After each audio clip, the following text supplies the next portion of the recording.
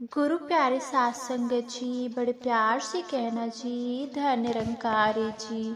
साथ संगत जी, दासी आप सबों के बीच एक निरंकारी संवाद लेकर आई है। साथ संगत जी, आशा है प्रवान करेंगे जी।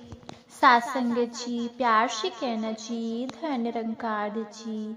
साथ संगत जी, यह संवाद एक जिज्ञासु भक्त बहन जी की और सतगुरु महाराज जी के बीच है। साथ संगत जी, तो चलिए हम इस ज्ञान चर्चा का लुत्फ उठाते हैं साथ संगत जी, और अपने जीवन को सतगुरु के अनुसार सही दिशा में उसे देने का प्रयास करते हैं। बहन जी, हाथ जोड़कर सच्चे बादशाह बड़े ही प्रेम और सत्कार से कहना, धन निरंकारी जी हुजूर। हुजूर, आप जी की रहमत से यह ब्रह्म ज्ञान तो मिल गया है। हमें ये भी पता चल गया है कि ये निरंकार अंग संग है, लेकिन फिर भी मन में एक द्वंद्व है, एक संघर्ष चलता रहता है।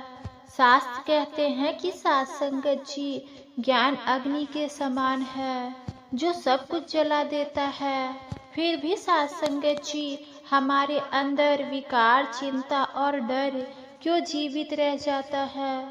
साथ संगत जी, ज्ञान होने के बाद भी जीवन मुक्त अवस्था का अनुभव क्यों नहीं हो पाता।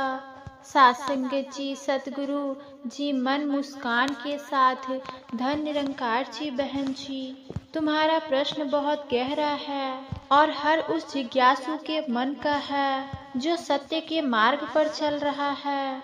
साथ संगत जी, ज्ञान मिल जाना एक बात है और ज्ञान में ठहर जाना दूसरी बात है। साथ संगत जी, श्रीमद् भागवत गीता में भगवान श्री कृष्ण ने एक बहुत ही सूक्ष्म बात कही है। साथ संगत जी, अपने स्वभाव यानी आत्म भाव में स्थित होना ही श्रेयस कार्य है। साथ संगत जी, समस्या ये है कि तुम्हें पता तो चल गया है कि तुम कौन हो, लेकिन तुम्हारी आदत अभी भी शरीर बनकर जीने की है। साथ संगत, जैसे एक तोते को रटा दिया कि शिकारी आएगा, जाल बिछाएगा, दाना डालेगा, लोभ में नहीं फंसना है। और साथ संगत जी, वो तोता यही रटते रटते जाकर जाल में फंस जाता है। ठीक वैसे ही साथ संगत जी, हम रटते हैं कि एक को जानो, एक को मानो और एक हो जाओ, लेकिन क्या साथ संगत जी, हम वाकई एक हुए हैं। साथ संगत जी, जब तक मैं बाकी है तब तक पूर्ण ज्ञान का प्रकाश अनुभव नहीं हो सकता। साथ संगत जी, कबीर साहब ने इसी तर्क को स्पष्ट किया है। साथ संगत जी, कि जब मैं था तब हरि नहीं, अब हरि है मैं नाही, सब अंधियारा मिट गया जब दीपक देखिया माही। हुजूर, आपकी बात तो सत्य है, मैं नहीं मिटती। हम सेवा भी करते हैं, सत्संग भी करते हैं, लेकिन फिर भी जब कोई अपमान करता है तो अंदर आग लग जाती है।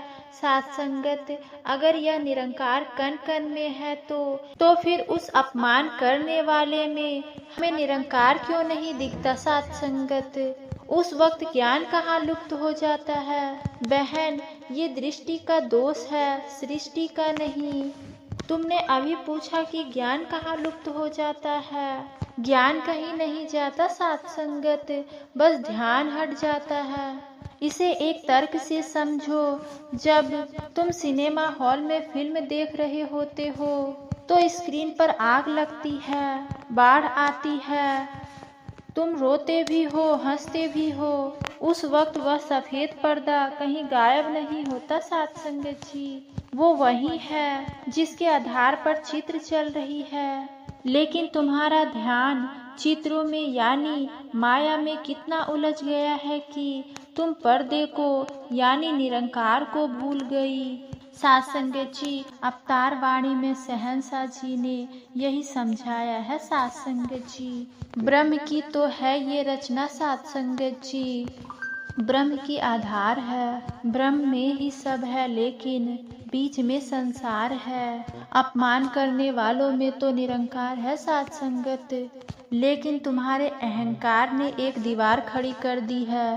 तुम उस व्यक्ति के व्यवहार को देख रही हो, उसके आधार को नहीं साध संगत।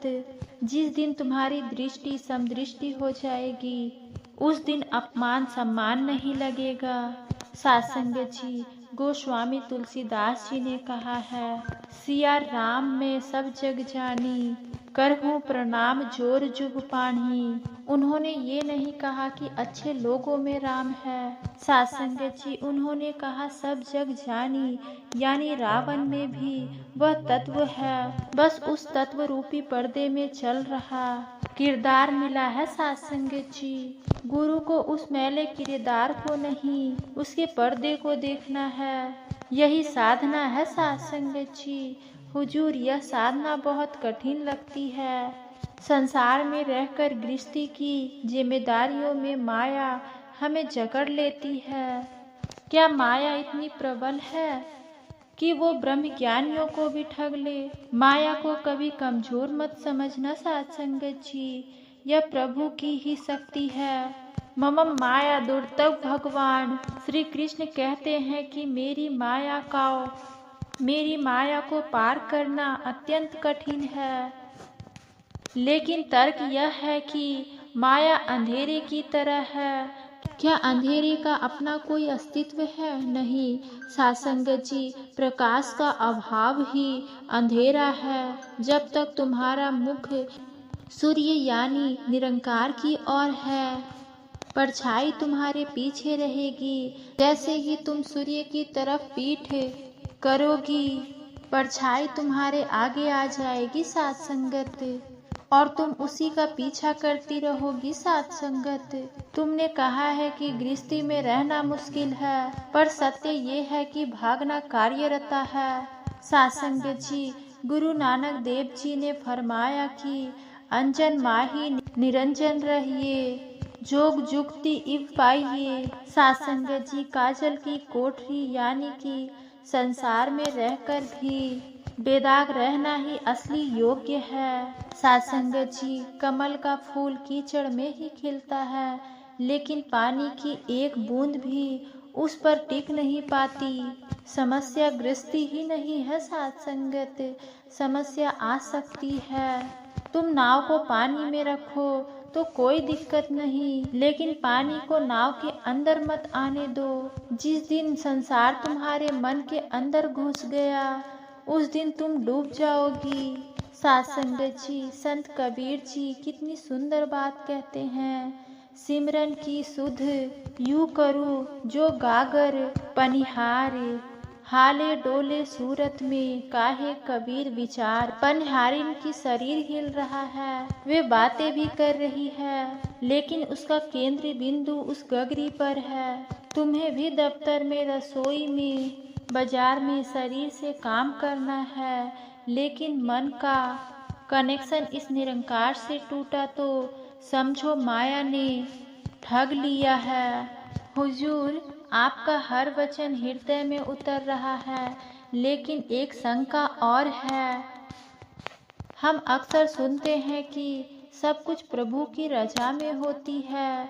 अगर सब इसी की रजा में हो रही है, तो फिर हमारे कर्म का क्या महत्व है? अगर मैं कोई पाप करती हूँ या गलती करती हूँ, तो क्या वह भी इसकी रजा है? ये तर्क समझ नहीं आता साध संगत। बहन, हाँ बहुत ही बहन, यहाँ बहुत से ज्ञानी भी अटक जाते हैं। इस बहुत सुंदर ध्यान से समझना, निरंकार ने तुम्हें विवेक दिया है। जैसे बिजली घर में आती है, वो ऊर्जा निरंकार की शक्ति की तरह है साध संगत। उस बिजली से तुम हीटर जलाकर घर गर्म करो या फिर अपनी उंगली जला लो, ये तुम्हारा चुनाव है, बिजली का दोष नहीं। साध संगत, प्रभु ने तुम्हें कर्म करने की स्वतंत्रता दी है और कर्म प्रधान है। विश्व रची राखा, जो जस कर ही सो तस फल फल चाखा। रजा का मतलब ये है कि कर्म तुम करो, लेकिन फल का विधान इसका है। तुमने बीज बोया यानी कि कर्म किया, अब वो पेड़ बनेगा या नहीं, धूप मिलेगी या बारिश होगी, ये रजा है साथ संगत। गलती हम कहाँ करते हैं, हम बुरा कर्म तो अपनी मर्जी से करते हैं, लेकिन जब फल बुरा मिलता है तो कहते हैं प्रभु की मर्जी थी, और जब अच्छा काम करते हैं तो कहते हैं कि मैंने किया। साथ संगत जी, सच्चा भक्त वह है जो अपनी भूल को स्वीकारे और अच्छाई का श्रेय इस दातार को दे।